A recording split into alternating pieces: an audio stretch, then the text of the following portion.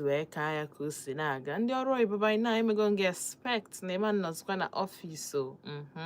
izida na ị nọ n'afịa na-egochata ife ezinụlọ ga-eri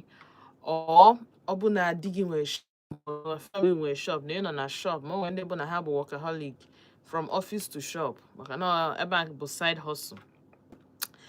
nwee ndị nke bụ that na ha na-ana n'ụlọ straight so ama eme gị expect na by now na ịnabago ka ije zuo ike for tomorrow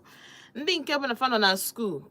ekwesị ijikọ gị na ị nọ na school anọ m na some schools nọ mid-term break now anọ m na some schools nọ mid-term break so ndị bụ na fa nọ na mid-term break ha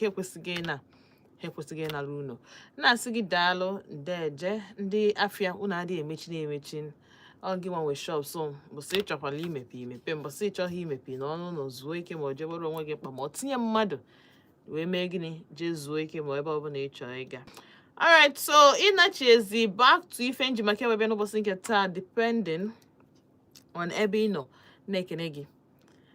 gị ọfụma mana time erugo mgbe m ga-let the cat out of the bag. Today ihe njimaka ya wee bịa bụ maka nwatakịrị nwoke weela aka odo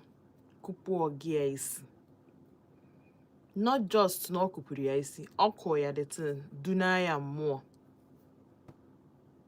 ọ kụọ ya bụ ihe duna ya mmụọ a wee jụba si kedu ife kpatara ya bụ nwatakịrị